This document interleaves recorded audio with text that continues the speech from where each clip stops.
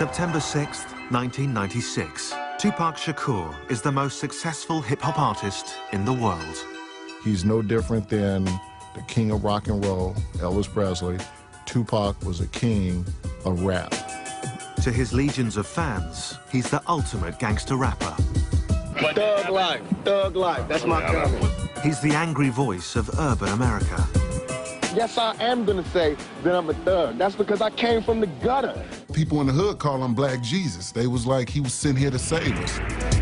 But to the authorities and to his rivals within the world of hip-hop, he's seen as a threat. You know, America eats its babies. No matter what y'all think about me, I'm still your child, you know? He said many times, I'm going to die. I'm going to go out in a blaze of glory. And soon, that prophecy will come true. This is the story of the final hours in the life of Tupac Shakur.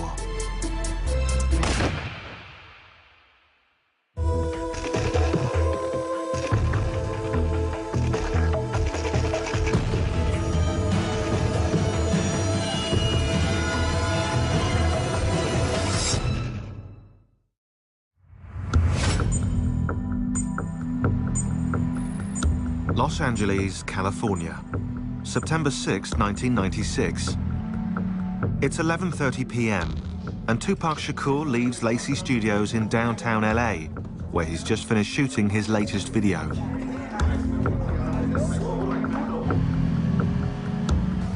After scoring 6 top 10 singles in the last 6 years, Tupac is riding a wave of success that other artists can only envy.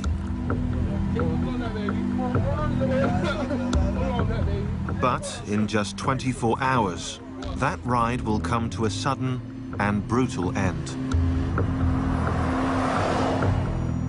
After driving to his mansion in the LA suburb of Calabasas, Tupac, exhausted from the video shoot, steals a few hours' sleep.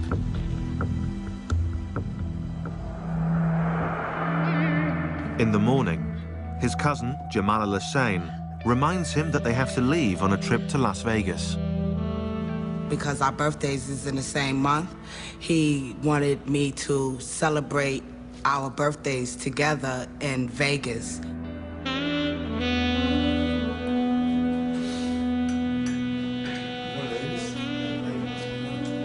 Tupac is going to Vegas to catch a boxing match and then play at a local club.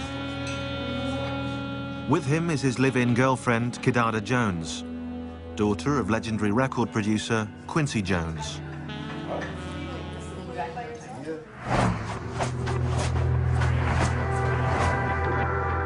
Within hours, they hit the road. But Tupac is less than eager to make the trip. Pac didn't want to go.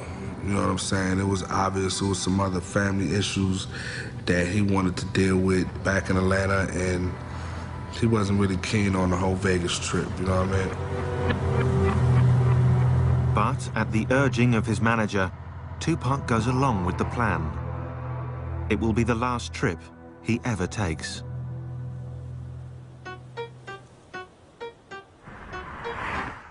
Five years earlier, back in 1991, the only plan for Tupac Shakur was making it to the top in the competitive world of hip-hop. And with his first album, Tupacalypse Now, Tupac was well on his way.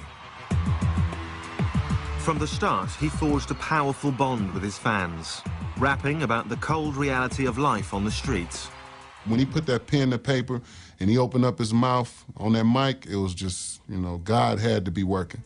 It seemed like every song he wrote, his life was coming out. Like it was just taking the blood out of him. They got little Italy, little everything. They don't have a little Africa, they got the ghetto. And we think that that's ours. That's not even ours. That's just what was left over. His songs stood up for the powerless, the poor, the forgotten, those with no political voice in society.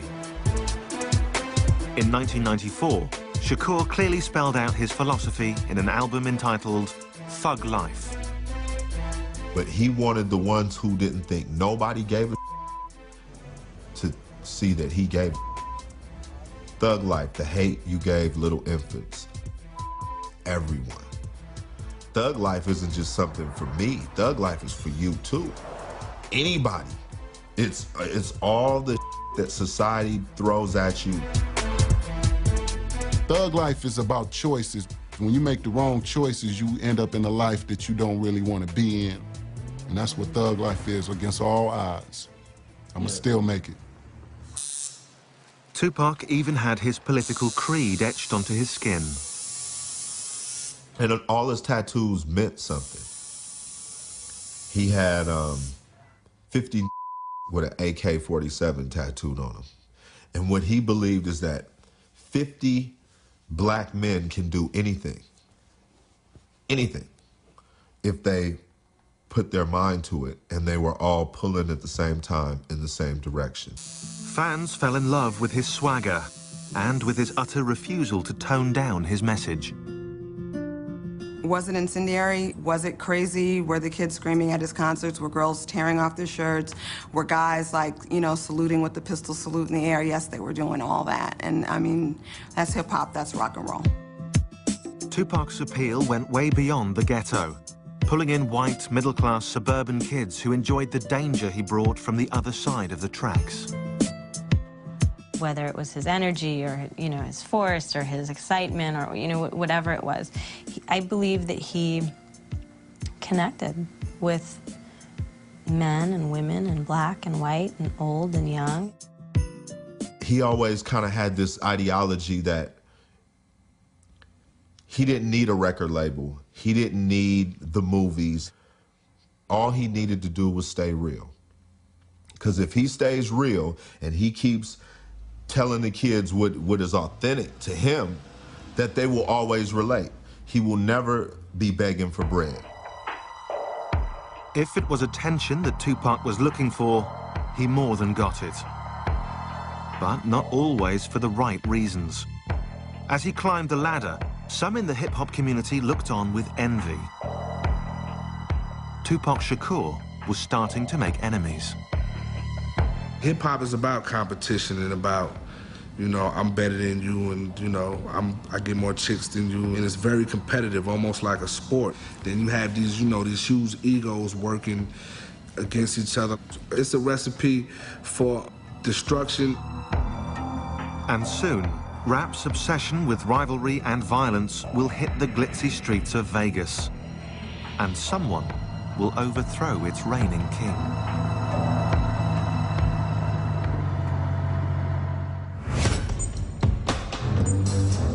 September 7th, 1996, 3 p.m. Tupac Shakur has arrived in Las Vegas, Nevada, where he's scheduled to watch a boxing match and perform at a local club. It's a performance he will never get a chance to give. In less than 9 hours, he'll be gunned down in cold blood. After leaving his girlfriend and cousin behind at the hotel, Tupac kills time before the boxing match by hitting the casino tables. At his side is his trusted bodyguard, Frank Alexander. We get over to the MGM, and he's gambling again on the crap table, and he's winning. He's winning big. He's doing really well. Yeah, I remember when we got to Vegas, I think Pac had about 10 grand in his pocket, and it was burning a hole in his pocket. He was trying to get rid of it as fast as he could.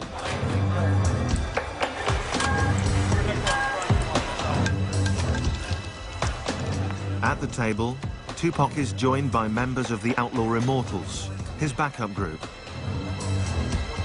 They were his singers and his friends that were on a lot of the songs that you know, he was doing at that time. As usual, everywhere Tupac goes, a crowd follows, especially women.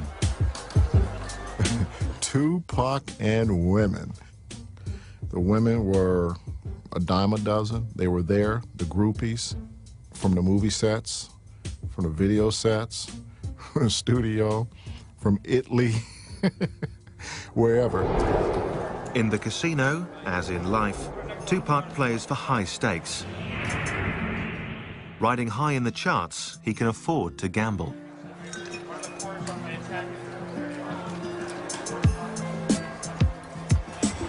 But 25 years earlier, on the streets of East Harlem, New York City, few would have laid bets on the future success of young Tupac Shakur.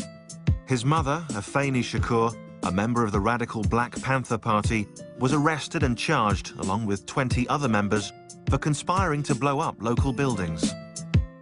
I was captivated by the visualness of the Black Panther Party. I was captivated by the rationality of the Black Panther Party. And I was captivated by the sense of service of the Black Panther Party. For me, the Black Panther Party was a way to legitimately express my anger. Eventually acquitted of all charges and pregnant with Tupac, Afeni was released from jail after spending 15 months on and off behind bars. And on June 16th, 1971, she gave birth to Tupac Amaru Shakur, who she named after a South American Incan revolutionary, the name meaning Shining Serpent. So Shining Serpent is a brilliant spirit. I actually believed in 1971 that giving a child a name empowers him. But what did not help empower young Tupac was the absence of his father, also a Black Panther, who was rarely around. What he didn't have was that masculine figure in his life for a sustained period of time that would, you know, you could go play ball with. Adding to that instability was crippling poverty, at times rendering Tupac and his mother homeless. But in 1986, despite those hardships, Afeni moved to Baltimore and managed to enroll her son in a unique public high school, the Baltimore School for the Arts. That was a really good experience for Tupac because the other students at the school were all artists, and the environment for artists is different. It's a lot freer, it's a lot less restricted. In particular, he fell in love with acting and with rap music. I think Tupac always believed he could have it all. He could be an incredible and talented MC. He could be an incredible and talented actor. I think he saw no sort of boundaries or limits for, you know, his potential. But in contrast to school, his life at home was stark. I had gotten hit by a man that I was having a relationship with. And that had a very bad reaction on my son because I wouldn't allow my son to beat the man up. And that was a real breach for Tupac internally.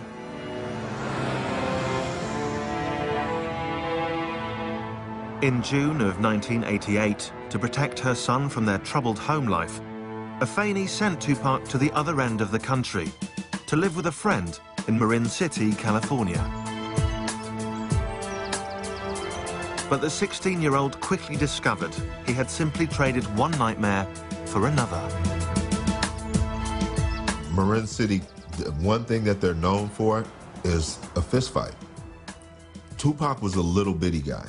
Even him, fully bulked up, is still a little bitty guy, which makes it even more incredible the kind of the guts that this dude has, because he fears no man, woman, child, animal, none of that, because they can only kill you one time. Soon, Afeni joined her son in California. But any hope of a happy family reunion was made impossible by her own personal struggles. My children and I have a bond that is based on the truth and trust. And the bond was broken with a lie. The lie being, I was using drugs, but I can handle it. That's a lie. That lie cost me dearly. Me talking about that period is different from them, because in reality, I found drugs, is what I did. I found the answer. My answer was crack.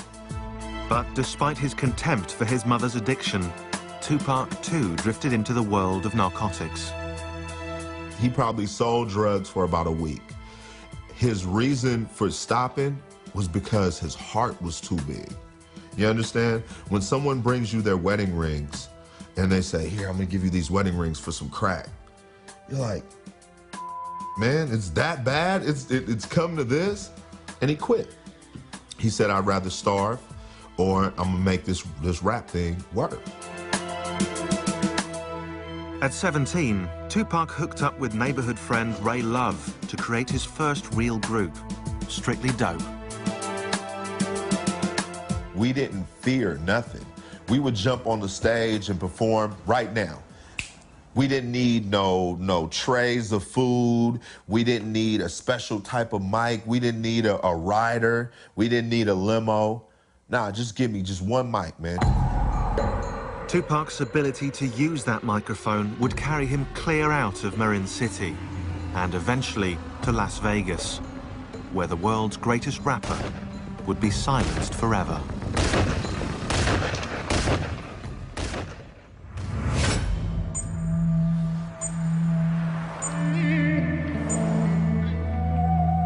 September 7th, 1996, 6:15 p.m. Since arriving in Las Vegas almost 4 hours ago, Tupac Shakur and his entourage have been taking it easy, gambling at the casino and enjoying a few drinks. But in just 5 hours, Tupac Shakur will be gunned down by a cold-blooded killer.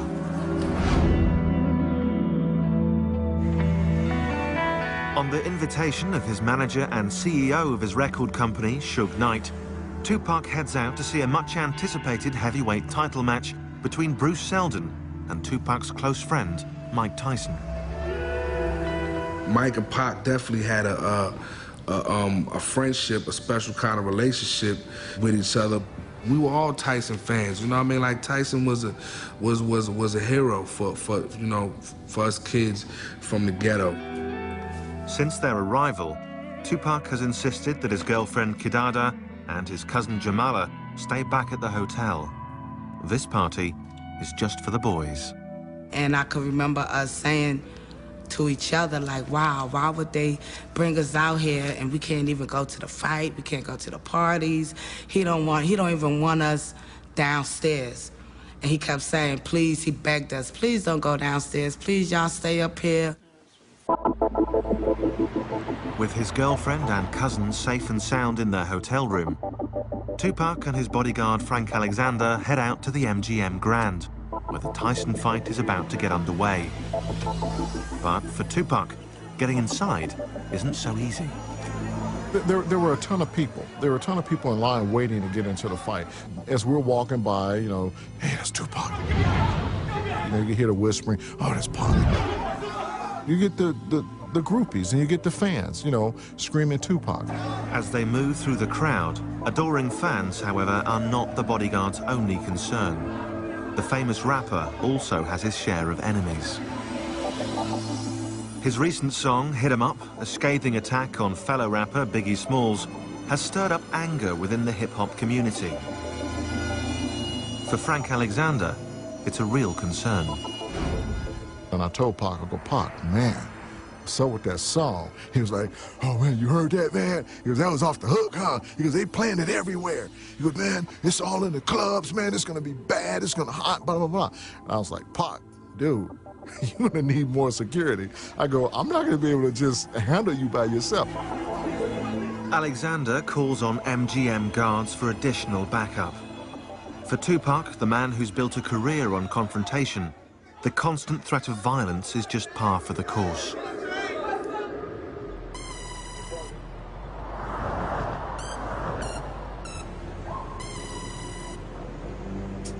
But back in 1990, only 6 years earlier, few had ever even heard of Tupac Shakur.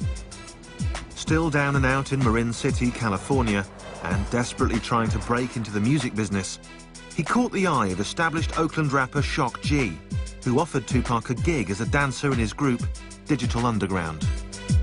He saw Pac had no home to go back to, and, you know, he gave him an opportunity. It was just the break Tupac had been waiting for. Suddenly, the teenager was circling the planet on a world tour. Tupac had a lot of fun running around with Digital Underground. They were calling from Japan, and they were calling from London, and they were calling from Italy, and they were calling from Australia. A natural showman, Tupac graduated from just dancing to stepping up behind the mic. The move was an immediate success. Pac was a master at, he could take your style and do it a little bit different or a little bit better than you. And that was something. And so that's how he dealt with every situation.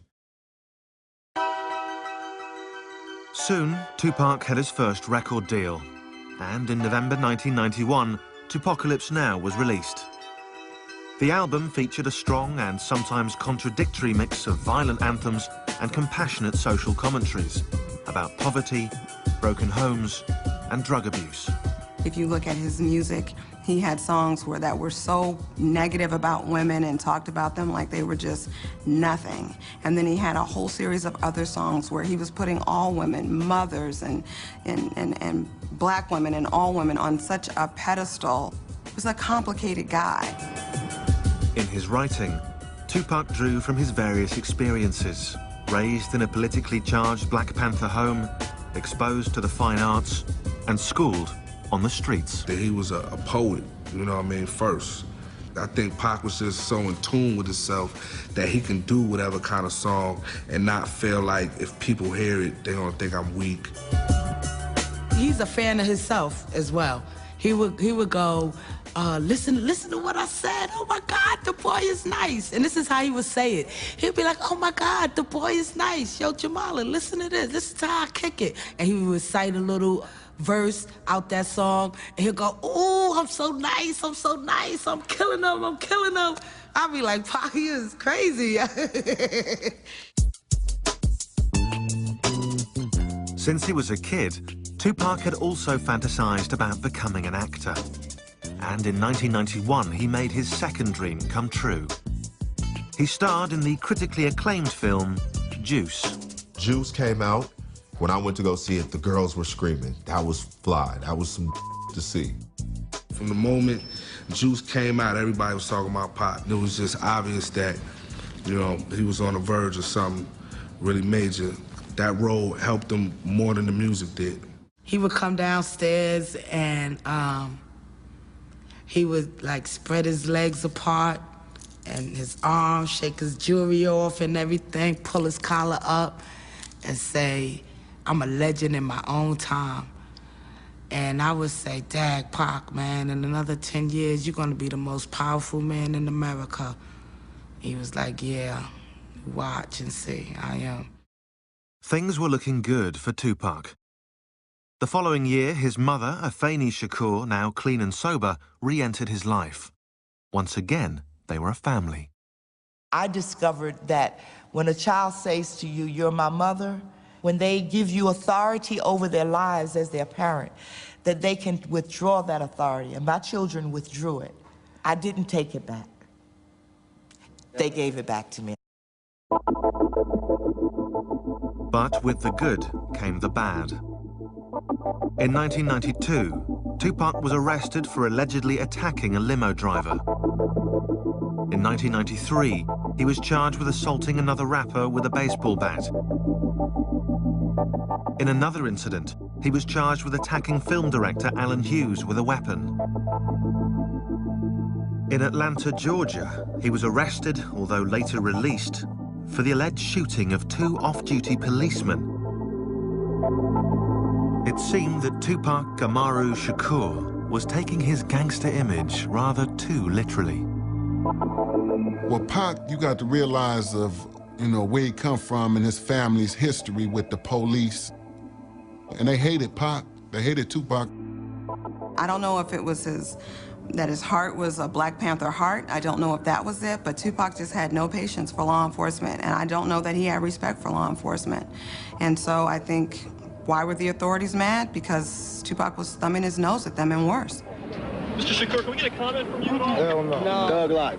No, Thug life. Thug life. That's my comment. What's that mean? I don't understand. This is yours. Pac always felt like he would be a statistic. But he said, if I'm gonna be a statistic and America's gonna thoroughly me over, I'm gonna be the ultimate statistic that I can be. In the battle between Tupac the artist and Tupac the streetwise thug, it appeared that the dark side was winning. And soon, on the streets of Vegas, on a warm summer's night, that darkness will swallow him whole.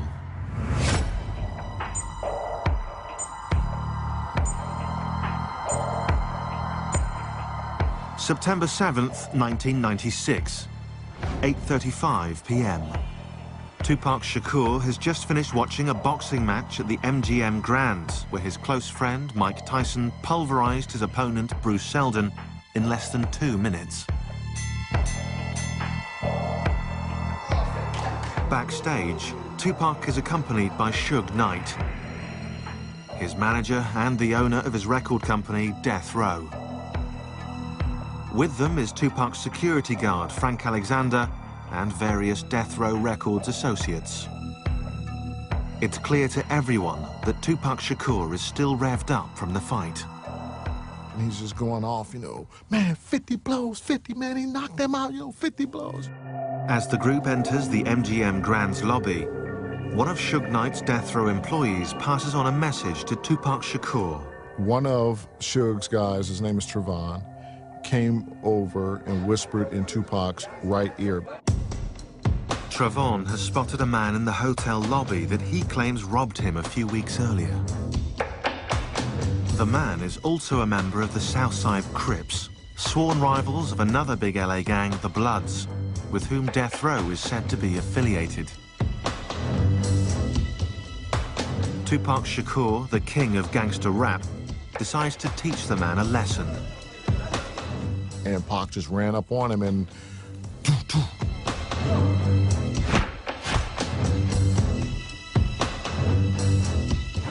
Fired up by the boxing match, the Death Row entourage, including its CEO, Suge Knight, joined Tupac in the feeding frenzy. In the chaos, Frank Alexander pulls Tupac from the brawl. I grabbed him and got him out of the fight. Orlando Anderson's on the ground and everybody's kicking at him, beating him down. 2 years earlier, in New York City, Tupac was involved in a different kind of battle, a fight for his very life. On November 30th, 1994, in the lobby of a Times Square recording studio, he was robbed of $40,000 worth of jewelry and shot 5 times at close range by a group of unidentified black men. While police wrote it off as a random robbery, Tupac saw it as an act of retaliation by one of his many enemies within the hip-hop community. And personally, to me, you know, it could have been a setup, or it could have been whoever came through the door. Because Pac never thought nobody would do nothing to him, because he felt he represented the black community and nobody would... No. That don't go down like that. And that's what I try to get over to him. It don't go down like that. I don't care who you is. They'll take you down. Tupac had become a moving target. His aggressive music had angered both police and community leaders. His verbal attacks on other rappers had created friction within the world of hip-hop. As a rich and powerful black man, everybody was lining up to take a shot at Tupac Shakur. But he was just a cat that just refused to back down. You know, that was just him. He just refused to back down. I loved it about him, but I also knew that can be a downfall, too. You know, and that's what I was really trying to give to him, that can't just run up on anybody, man. They'll kill you out here. For real. Tupac knew where he lived. He knew what the system was. He knew what he agreed with and what he didn't agree with. But he also knew that if he didn't make an effort to make capital in a capitalist society, he wasn't going to be able to do anything that he wanted, you understand? Tupac's image as a thug was catching up with him. The shooting had left him with 5 bullet wounds, the most serious of which was a severed artery in his thigh. Tupac was paying the price for not only writing about our violent culture, but also for being a part of it. This is all about my image. Has nothing to do with me. This is all about my image. It's like MTV, all the papers, they building me up. Now they destroying me on the same image that they perpetuated. You know what I'm saying? I'm selling records. This is what I do for a living. I'm selling records. Don't get it twisted. This is not my real life. This is not how my real life is supposed to be. I'm not supposed to be really having all these villains in my life. You can't blame a rapper for murders unless you're gonna blame Arnold Schwarzenegger for all the people he killed in Terminator. You know what I'm saying? How you gonna blame a rapper when we only speak it, and then you got actors who show it, but you don't blame them? Less than 5 hours after his operation, and against doctors' advice, Tupac Shakur checked himself out of the hospital. He had other problems to deal with. The rapper was due in court to face rape charges brought by a 19-year-old woman. Charges he angrily denied. Why am I in court? You know what I'm saying? Get my life ripped apart. But I'm here, I'm gonna go through it just to show that I have faith in the American system. But soon I'm gonna go crazy. Acquitted of sodomy and weapons charges, Tupac was instead convicted of forcibly touching the woman's buttocks, a felony sex abuse charge. He was given the maximum sentence, up to 4.5 years behind bars. To his legions of fans, it seemed that the law was making an example of Tupac Shakur. Pac was the one that had the biggest mouth and would say it the loudest and say it to anybody, you know what I'm saying? There was times where he said it even to his mother. I'm loud, I didn't shut up. But I didn't think they was gonna take it this serious. Me keep talking out, I didn't think it was gonna be a matter of life and death. What did you do? What happened? Can you tell us? While at the Clinton Correctional Facility in upstate New York, Tupac seemed to undergo a startling transformation. The king of gangster rap publicly denounced thug life. Well, you got to realize when Pac was in jail, you know, jail will make you start thinking. And you're gonna do anything you can to get out of jail, you know? So, to me, when he denounced thug life, it was like, you know, I'm only playing. Let me get up out of here. But getting out of there wasn't so simple. Obviously, Pac was in a dire position, being incarcerated and, you know, his money being dwindled down because of all the cases and, you know what I mean, fighting these bogus lawsuits and all of that. In exchange for signing with Death Row and taking him on as his manager, Suge Knight promised to get Tupac out on bail. And soon enough, the all-powerful godfather of hip-hop made it happen. I never saw the contract. I just remember the phone call. You know what I'm saying? Calling us saying, you know, I'm on death row now. You know, I just signed with Death Row. They tried to control Tupac. Even when they sent him to death row, they thought Suge was gonna be able to control him. But you know, that was just like putting a flame with some dynamite. That's gonna blow.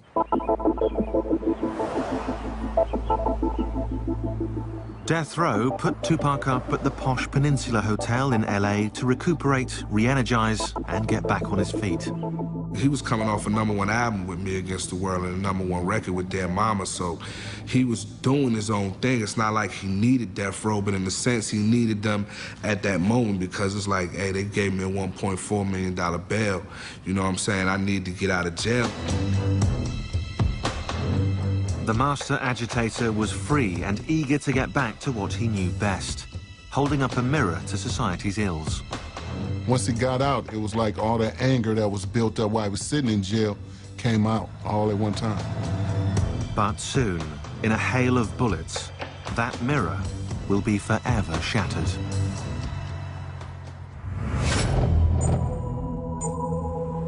September 7th, 1996. 9 p.m., Las Vegas, Nevada. After beating up an alleged Crips gang member in the lobby of the MGM Grand Hotel, Tupac and his entourage make their way back to their rooms to change before heading to Club 662, where Tupac is scheduled to play. In less than 3 hours, Tupac Shakur will be left for dead. I remember Tupac coming back to the hotel, and he was really excited. One man can only do so much now. So he came upstairs and he was like, Jamala, you wouldn't believe it. I did a 1-2 on a dude. I knocked him out. I did a Mike Tyson on him. He didn't really get into details about who he was fighting or what the fight was about, but he was really happy that he got a chance to test his ring out on somebody's face. While getting dressed, Tupac decides not to wear his bulletproof vest, a garment not out of place on a man with so many enemies. I remember Castro saying to Pac, you know, you should put your vest on. I think you should wear your vest tonight. You know, Pac saying, nah, it's too hot. I don't want to wear my vest tonight. It's too hot for that. Normally, he wouldn't leave without it, but this time he left it. He didn't have it with him.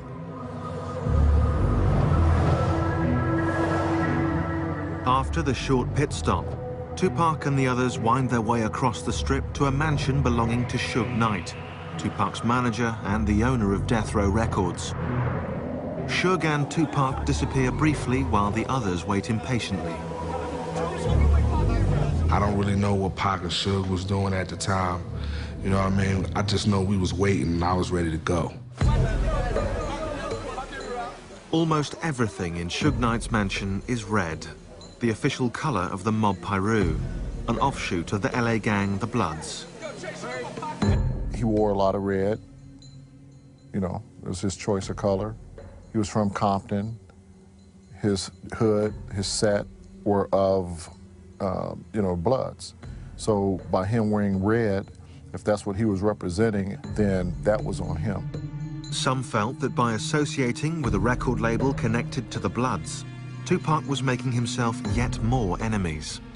This time with the Bloods' arch rivals, the Southside Crips. But his bodyguard, Frank Alexander, saw it differently. Tupac was not gang-related. If you want to represent a color with Tupac, it would have been green, and that's the color of money. After about half an hour, with Tupac and the others ready to leave for Club 662, Tupac makes an unusual request to his bodyguard.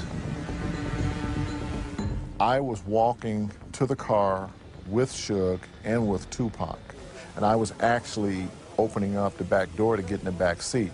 And Pac stopped and said, no, take the keys and go drive the Lexus with the Outlaws in it, because we're going to be drinking and you're going to be the designated driver to drive us back after we've finished partying over at 662. Tupac's last-minute arrangement comes at the urging of Suge Knight, who wants to talk privately with his star rapper. The procession snakes its way back to the Vegas Strip for the concert at Club 662, a concert he will never get to play. Less than a year earlier, Tupac had seemed invincible. He'd survived a point-blank shooting in New York, he'd survived jail time in a maximum security prison, and he'd emerged more popular than ever. His first album with Death Row, All Eyes on Me, took him to the top. Within 3 weeks, the album went platinum. Yet, despite this success, Tupac decided that when the time came, he would not renew his contract with Death Row Records. Tupac was ready to leave the record label, and there was a reason for it. So, you know, that reason only his mom and the immediate people within his camp would know what that reason was. Privately, Tupac believed that Death Row was not giving him a fair cut of the money he was bringing in. But Death Row was not Tupac's only problem. He was also fighting with an old rival, New York-based rapper Biggie Smalls, who he'd attacked repeatedly in his songs. Their feud fueled rumors of a war between East Coast and West Coast rappers. Well, the East Coast-West Coast beef was like a mirage. It wasn't true, you know, because all Pac is from the East Coast, all the Outlaws from the East Coast, you know? It was just a beef that he had with Biggie. Tupac had spent the last 6 years fighting with the cops, the courts, other rappers, and now violent gangs. It was getting increasingly hard to tell his friends from his enemies.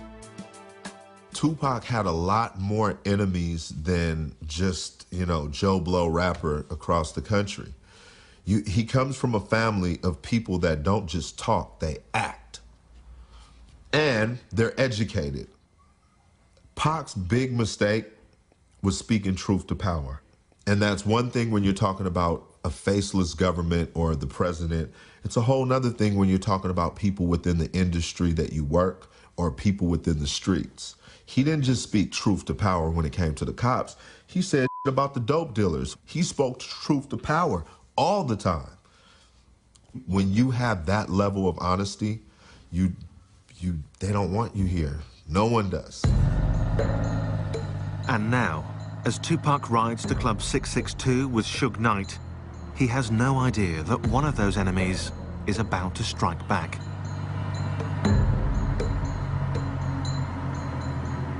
Once we got to Flamingo, we made a right-hand turn. We came to a stoplight, which was Koval.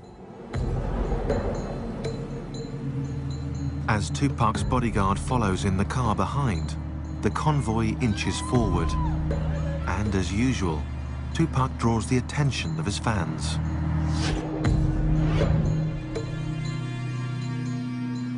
Then, suddenly, out of nowhere, a white Cadillac. As they got closer to the BMW, the arm came out and the gun just started firing.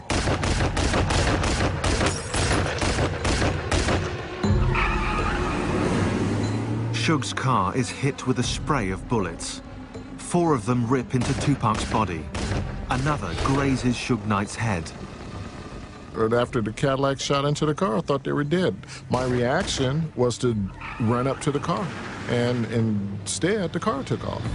Suge's bullet-riddled BMW makes a hard U-turn and races off in the opposite direction.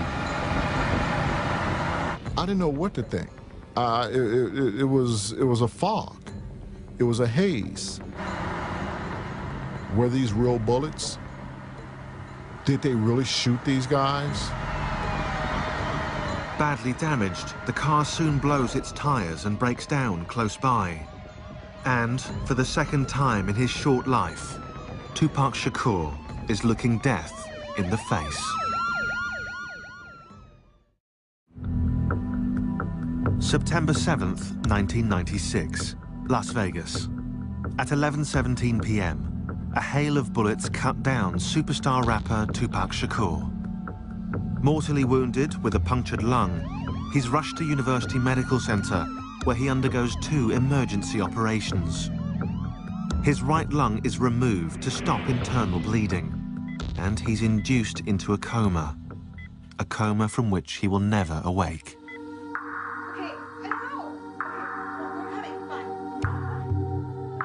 He was cussing and crying and mad. And what was going through my mind was that we just went through this in New York. I saw Jamala, and who had had quite a night. And, you know, it started. People started arriving, and what I remember is that there was never a time where somebody wasn't there with him. When I went in, he was, you know, in a medically induced coma, and I never thought he was gonna die. Never. Not one time did I think he was actually gonna die.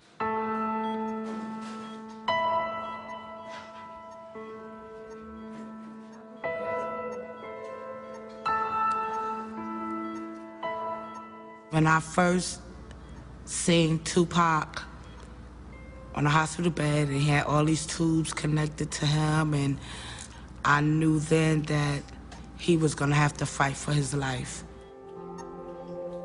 For 6 days, Tupac remains in a coma. Throughout, his family gathers in an around-the-clock vigil, refusing to accept the inevitable. We all had this thing, and I guess he did too, is to where, like, Pac is indestructible. So when he got shot the second time in Las Vegas, we were like, man, it's Pac, dude. But on September 13th, 1996, at only 25 years old, Tupac Shakur's short but violent life comes to an abrupt end. His death leaves many feeling lost. When he dies in the street, whoa, man, what is going on in America, man? What is going on in America where you make it and you still don't make it out? Meanwhile, the criminal investigation into Tupac's murder is stonewalled when witnesses refuse to cooperate. Theories on who pulled the trigger are rife. Some suggest a revenge attack by the Crips for the beating in the MGM lobby. Some point the finger at longtime Tupac rival Biggie Smalls, who will also be shot to death 7 months later. Others still speak of a setup by Suge Knight, who knew Tupac was planning to leave Death Row Records. Whatever the truth, on the streets of LA, retaliation for Tupac's death comes fast and furious. Over a 10-day period, 12 shootings erupt between rival gangs. 3 are killed, 22 are arrested. In death, Tupac becomes even more popular. He goes on to sell over 75 million albums worldwide and enters the Guinness Book of World Records as the highest-selling rap artist of all time. They lost a great man. They lost an activist, a poet, a rapper, a brother, a friend. He was one of the great ones. Yeah, he was. He's not a perfect person.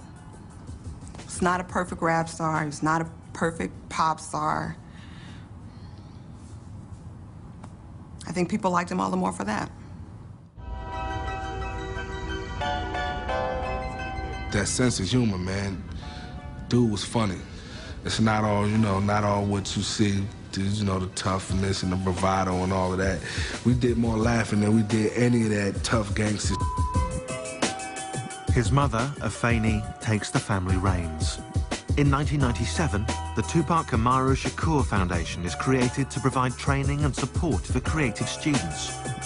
That same year, the University of California, Berkeley, offers a course entitled The Poetry and History of Tupac Shakur. I speak to him all the time because it matters to me what he thinks about what we're doing.